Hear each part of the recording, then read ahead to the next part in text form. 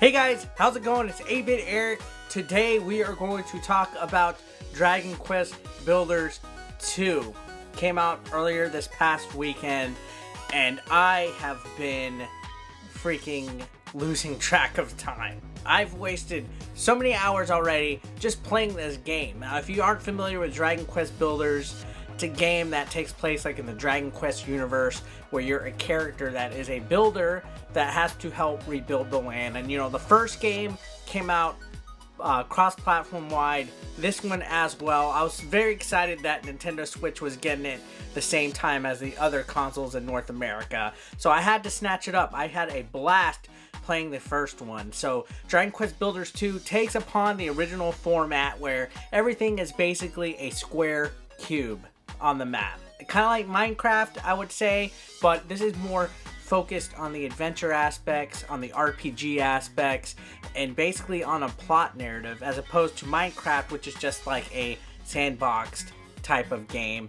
Now, Dragon Quest Builders 2, I would say, is absolutely insane compared to what the original was. The original one just focused on building, basically, but this one focuses on more stuff like crops. There's also minecart, exploration. There's different types of transportations, different types of exploration elements that really make this feel like a cross between some other games I've played in the past. I would say take Legend of Zelda with some Minecraft and other elements from games like Harvest Moon, and you would get Dragon Quest Builders 2. And trust me when I say this, the original game was pretty impressive with the amount of content and time that it takes to play it. This one is a gajillion times bigger. Like, I was fooled at first because you're in chapter 1 of this game for quite some time. I was like, wow, I think I was in chapter 1 at least 6 hours playing the game. So you start off at an island, not to give too many spoilers on the story, but you play as a character who's on a ship with a variety of different monsters. The ship sinks, you crash onto a deserted island, and you kind of get the basics down on building right there, but then you're quickly taken to chapter 1, which takes place on a different island, where there's a story that involves a huge ape and a tree and different things like that, where you have to kind of rebuild it because the world is getting corrupt. And that chapter took forever. Chapter 1 was a little slow at times, and I was like, oh man. But it does teach you a lot of the necessary basics and everything, because between chapters, you're able to go back to your island that you crashed on, and the idea is that you need to rebuild your island, make it something glorious, something fantastic, because that's the island that you use on multiplayer, which that's the biggest feature on Dragon Quest Builders 2, is the online multiplayer aspect. Now, you're able to play with up to 4 people on one island, and just kind of like free play, build casually, free play and everything like that. There's no missions on online multiplayer though. You're not able to do the main story mode with online multiplayer. So multiplayer is just focused on a free build type of aspect. I did play with RGT85 just briefly on online multiplayer, but once you figured out that there was not much to do in way of just exploring, I didn't really enjoy it too much. It was fun and everything. There's Nintendo Switch voice chat enabled. I was hoping though that there would be more exclusive stuff for online multiplayer, and we played for about an hour and just went to different islands. You are able to unlock islands as you progress, as you do certain stuff, both in story mode and online multiplayer with your citizens. You have a whole bunch of population in your area, your little town, your village that you build. As you complete rooms, do certain objectives and things like that in story mode, you get hearts. These go towards new recipes, new stuff that you can craft, or new islands. If you go to Isle of Awakening, if the more hearts you get, the more islands you can unlock and stuff. And these will get you to different chapters, and these will also get you to islands that have scavenger hunts and different stuff that you can get new recipes for, or bring those items over back to your island. I was a little confused at first because I'm serious. Chapter 1 was really long. It felt like I was like, man, by the time I was done, I was like, that's it? Oh, there's a chapter 2. And that one is just as equally long. It takes place where you're in a mine area in the desert. you have to build up a new a bar, a copper bar, and then that turns into a silver bar. And there's a golem that changes into like from stone to like silver to gold, and you fight a Medusa. And I don't want to get too much into specifics, but I was like, geez, I haven't even made it to the halfway point, and I literally was wasting like 12 hours a day playing this game all weekend, and I'm still at like around the halfway mark or so. So there's definitely a lot amount of content on Dragon Quest Builders. You are going to get your time synced in. Compared to like the original one, this one is like 100 times bigger, 100 times more missions, stories and stuff, and a lot of it does feel tedious at times, especially when you're doing like the crops, you know, early on in the game. It's like, God, really? Am I playing Harvest Moon? But then there's moments in the game where stuff happens, where there's battles, where there's adventures and stuff like that, where you're like, you know what? Actually, this is pretty good. It kind of does like a slow simmer before it really picks up, because later on there will be dungeons that you explore. There will be temples. There will be different types of things that you get to do.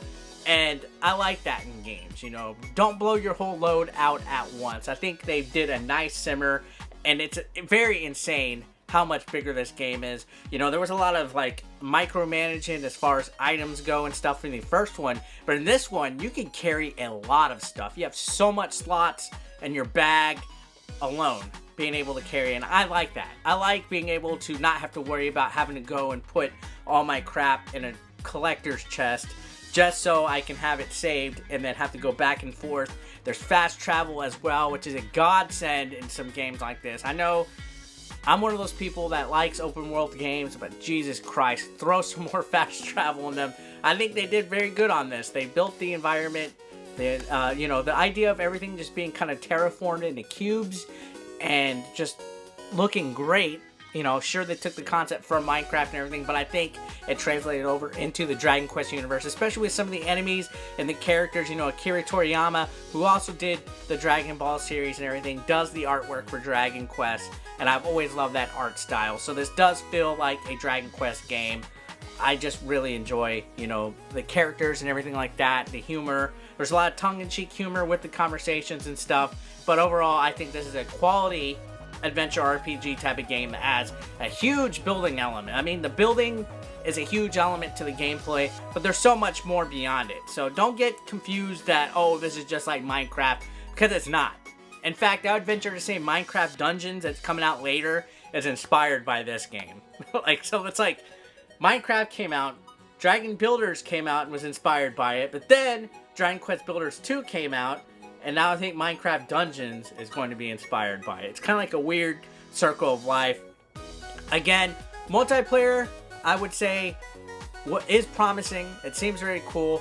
I personally didn't find anything interesting to do beyond just free build and exploration. So I was hoping there would have been some missions and everything, but I do think online multiplayer is a nice touch.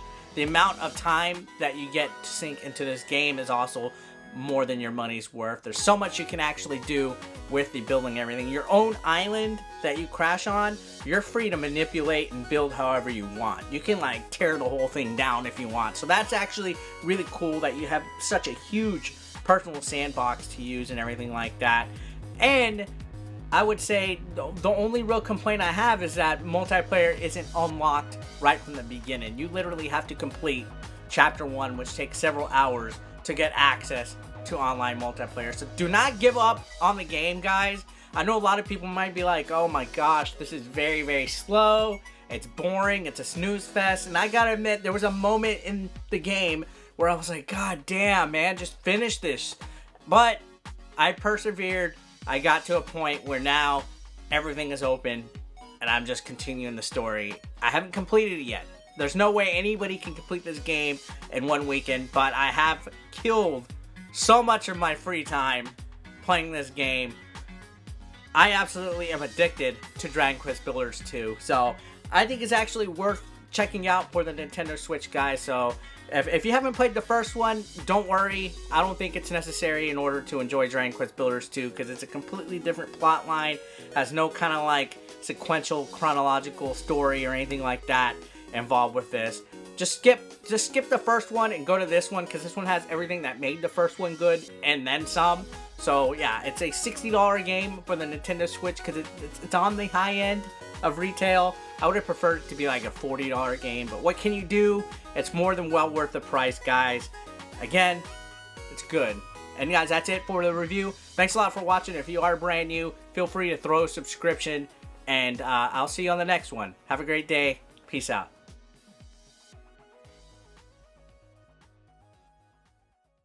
I will be appearing at Game On Expo August 9th to the 11th.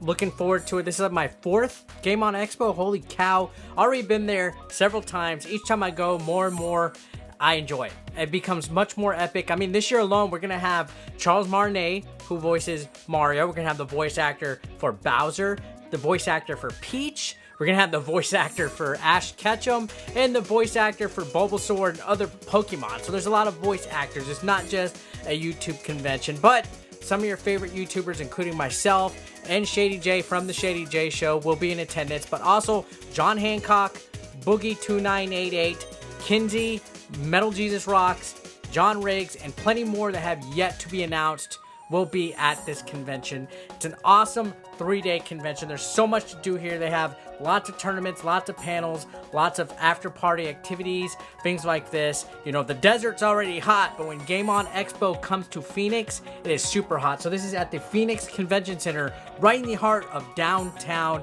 There's a lot of different bars, pubs, restaurants, and everything to do. I always have a great time. And again, I will be out there with some merch and, you know, taking pictures, kissing babies, things like that. So yeah, first Game On Expo, and then we have Southeast Game Exchange coming up. So that's my 2 August conventions, which I'm definitely looking forward to being a part of. Consider supporting 8-Bit Eric on Patreon for just $1 a month. Link below in the description. You want to become part of the hashtag 8BE Nation, guys? Well, be sure to pick up your official merch, now available online. Link is below in the description. We got classic t-shirts, tank tops, hoodies, and even women's apparel. Don't forget, pick up your official merch now.